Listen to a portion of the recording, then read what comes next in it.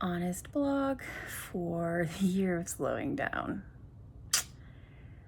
I didn't even make it in 2026 yet, but I cut my finger almost bad enough to need stitches because it was sort of a gouge putting up Christmas decorations. All I did was reach into a lantern because EDS makes you clumsy with poor proprioception and also makes your skin very, very, very easily cut.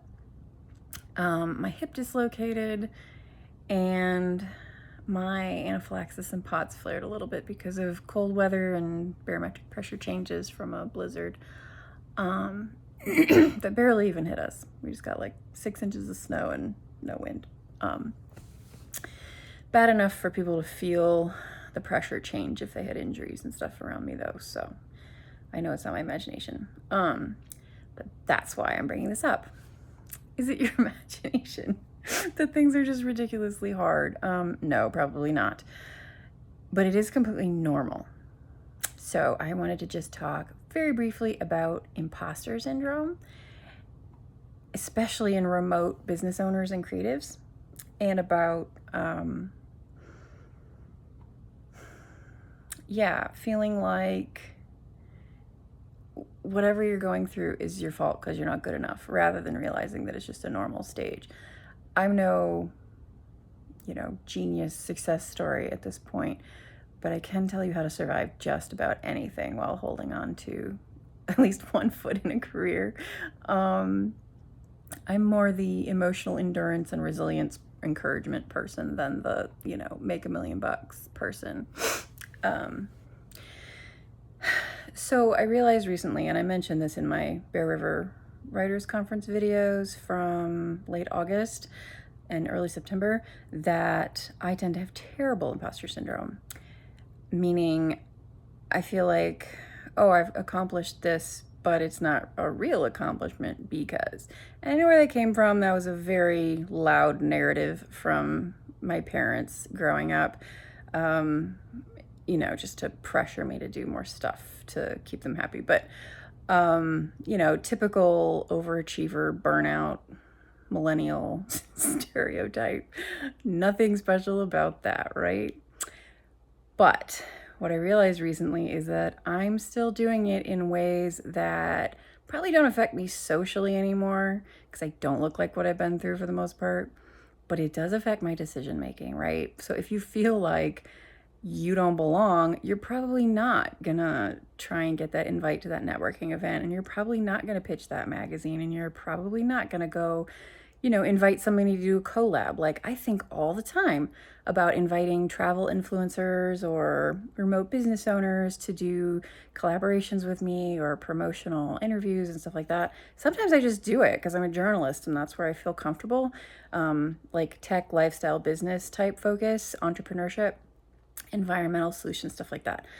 But as I go into being an Airbnb owner and the marketing's all up to me, I realize there's a big opportunity there that is very much the same as if you're a business owner of any other kind. And that is, I can just reach out to, I just met the president of a local cruise ship line and like day cruises and shipping docks, and worked out a discount for my guests to go on his boats, and we're going to promote it in a gift bag. And I actually really enjoy this type of collaboration. So just an example, but if you're going through something where you're trying to do remote work and you just can't stop getting hurt because you have EDS or sick with whatever thing is chronic, at least check yourself for imposter syndrome, because those are the moments where it's easy to believe what you're thinking about, I might not have what it takes and I can't keep up and other people are doing more than me. Maybe they are, maybe they're not, but I always feel better if I just call somebody and go, hey, I don't know exactly how I want to organize this, but I had this idea. Do you want to brainstorm with me? Maybe we could, collaborate on something that would be win-win. And it always goes in a different direction than I expect. It always goes somewhere better that I wouldn't have thought of if I just sat around worrying that I wasn't, good enough or that it was pay to play. So that's my pep talk to make some use of my stupid dislocated hip and gouged thumb And oh yes, I also tried to get diagnosed with a bleeding disorder finally, not because I want one, but because I need to know what to put on my chart. I sort of got some answers, but now they want to drill my bones for bone marrow biopsy and keep an eye on my platelets, which really scares me because I get some inflammation type markers that look a little scary to oncologists and hematologists, but it's very bad for me to do a lot of blood draws and stuff because I react to those as well, and then I perpetuate being sick. So don't want to neglect myself. I don't want you to neglect yourself if you're doing some sort of remote work while getting through something chronic or whatever. But there has to be some kind of balance there. And I think the same thing goes for the imposter syndrome, because you're not the center of the universe just because you came to town and started a business, of course. But if you can think about what anybody would want to say yes to and what would actually help you get to the next step in, building revenue or brand awareness or whatever you're doing, then yeah, just go for it. Everybody feels the same way. I interview new business owners all the time, or I used to a couple years ago.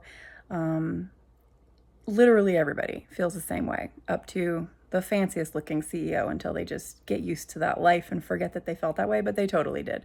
So, yeah, just go for it. But please don't hurt yourself putting up Christmas decorations. I already got that covered. I don't need your help.